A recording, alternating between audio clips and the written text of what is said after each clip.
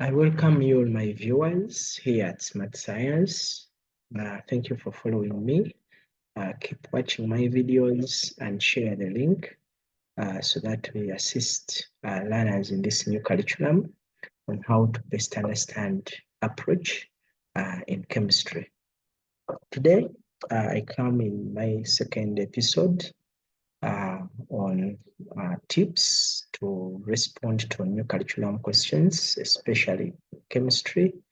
And I'm also responding to calls from my viewers who requested me to handle at least some scenarios to show them how best we can be responding to them. Before I jump into it, I request you to hit the subscription button, hit the like button, and please let us share in one way or the other through the comment section. Whichever video you watch on Smart Science, please drop your comment. It will be responded to as soon as possible. I have a scenario I'm sharing here with you where the scenario says there are many rocks around our community, but residents have seen no value completely in them. As for that case, they have requested, they are trying to make some renovations and infrastructure development in the community. And majority of these community members are seeing rocks as physical barriers to road construction, to settlement and setting up better houses, things of a kind. So the local administration of this community has organized a sensitization workshop to brief members of the community on how rocks can be beneficial, and then how basically they can work with them so that they can improve the liveliness of the community. So the administration of the community has selected a learner who has studied chemistry, and I believe this student is knowledgeable about concerns of rocks. And they have requested you to come up with a write-up you can deliver to the community in this gathering to show them how important rocks are, and then how they can use them to improve their community without simply degrading them away. So that is the scenario we are going to try to throw light on. And we have cited this all along as a question or a scenario that is going to come in part 2 of section B in the chemistry end of cycle assessment paper.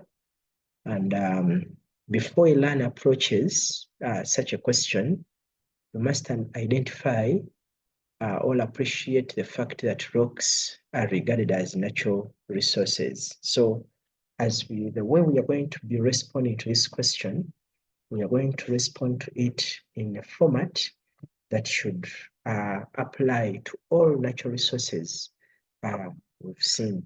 So basically, as I slope down, the format categorizes the basis of assessment, where I encourage learners to draw a table or arrays and then phrase their answers into this table, responding to the basis of assessment, where a category of the natural resource comes as the first, composition of the natural resource comes as the second, uses of the resource, and then environmental impact and how it occurs, then how that impact can be mitigated.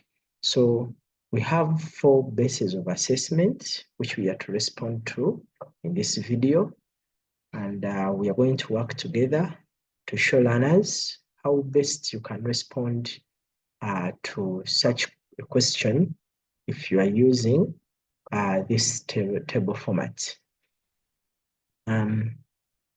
Immediately to jump into it, each basis, I'll use a different color so that we can easily bring out what we need from that particular basis of assessment. Category of natural resource, we all know that we have basically two categories of natural resources, and among them include renewable and then the non-renewable. So rocks, we all agree that rocks are non-renewable. Rocks are non-renewable natural resources. I think we can agree because they are the only natural resources addressed in this scenario. So we are saying that they are non-renewable natural resources. However, for any identification, we must provide a reason because they can't easily be replaced. They can't easily be replaced. They cannot easily be replaced during money's lifetime after use, after they have been used, after they have been used. So it's hard for us to see rocks being replaced after we have extracted them. It takes a very long period of time for them to be replaced. That's why we consider them as non-renewable natural resources. For the curriculum we follow, we should all agree that marking areas are going to be basically on the word non-renewable. That one is crucial, and then the reason can't be easily replaced during money's lifetime. For the curriculum we are running, the scoring points are going to be those in particular. As we continue to look for more,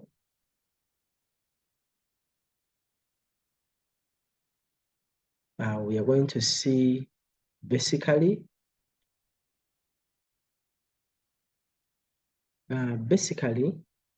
as we continue to look at the basis of assessment, we shall all agree that in the basis of assessment, the next part to handle is composition of the natural resource.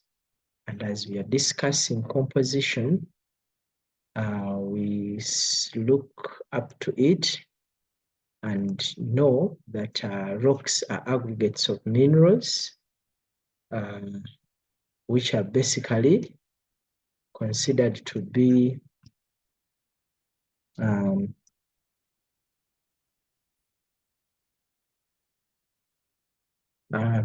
as we look at the composition, just like we have to always do it, composition of rocks, we agree that rocks are aggregates. They are aggregates of minerals, which include, we also suggest some examples, which include things like limestone. It is an example. We have diamond. It's an example. We have graphite. We have graphite. It is an example. There are very many others the learner can give. And as you're giving us some of these examples of the minerals found in rocks, give us at least two, and you can continue if you feel like. But I believe these ones can be enough to show me the composition of rocks generally. As we continue to move down to look at other components, we shall proceed and look at the other part of resources.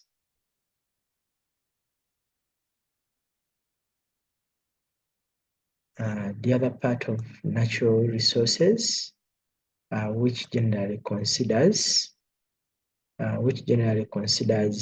the uses and the benefits of the natural resource.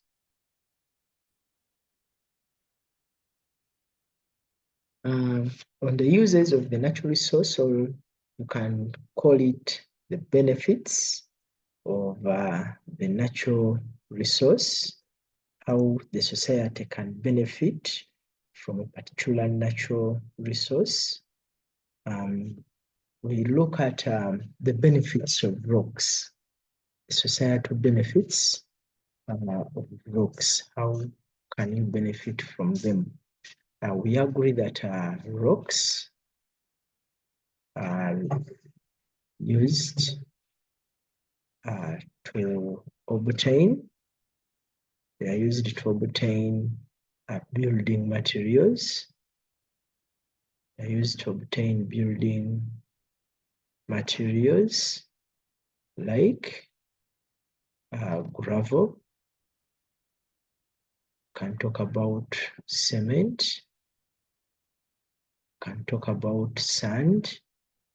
You can talk about hardcore. Those are all benefits. Two, can act as habitats. Can act as habitats for wild animals. I think that one is also benefit of rocks. They do store water. I think this one can be seen in some of the villages there. So store water that can be used as a water source. A water source for domestic use. We all agree that when rocks weather,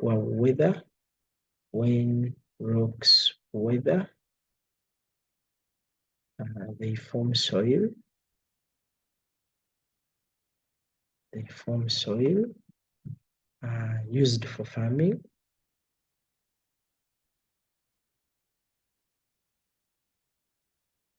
So as any learner, we look at these rocks as important resources. So you don't, if the residents, we are seeing them as only physical barriers, you also advise them on some of the social benefits of these particular resources called rocks. So the other last part of it is the environmental impact, how it occurs, and then how it can be mitigated.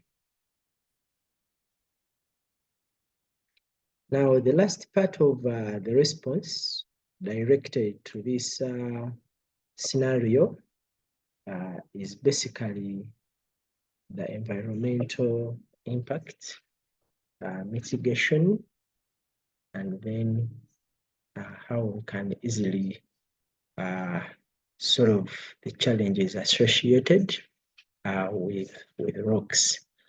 We all agree that extraction of rocks, leaves, ditches, which store stagnant water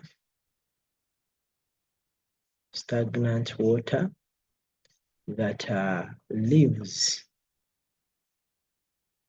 that are actually not just living, that allows breeding of mosquitoes, that allows breeding of vectors like mosquitoes, which increases spread of diseases. So this one can be mitigated. The mitigation is going to be written in a different color. So mitigated by covering the dishes,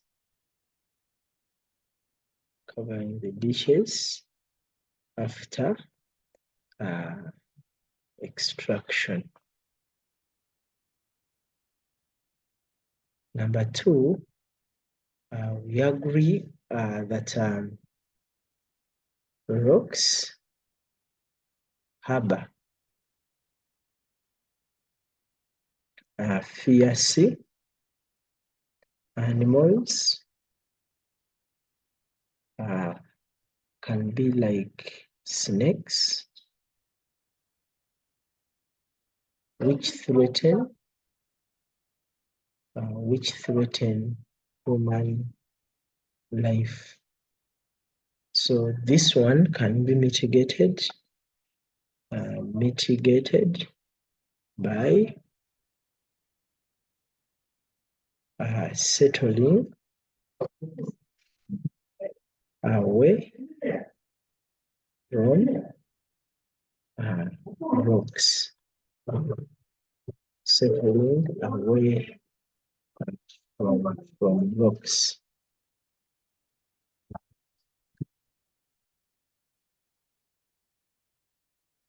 On the other note, we can also think about the issue of landslides in rocky areas. So as we continue to give off another point, rocks may slide, destroying, actually not simply rocks, but I believe this one can be a little modified, and you say rock pieces, or eroded rocks, rocks may slide and destroy human settlements and property. This can be minimized by this can be minimized by displacing people away from settling in such areas. So these are some of the environmental impacts, and I believe there are very many more, because if you're extracting a rock, definitely dust will be given off, which causes air pollution that can affect respiratory systems of humans, how can we solve that one? Think about installing dust or air filters in companies that extract rocks to minimize release of dust. There are very many others you can think about. However, with us today at Smart Science, I think about those as the main ways through which we can respond to this question. So my clients out there, I believe I've responded to your request, and I continue to encourage you to share the link, to subscribe, to watch the videos, and get the better of science. Thank you very much. May you be having a blessed day.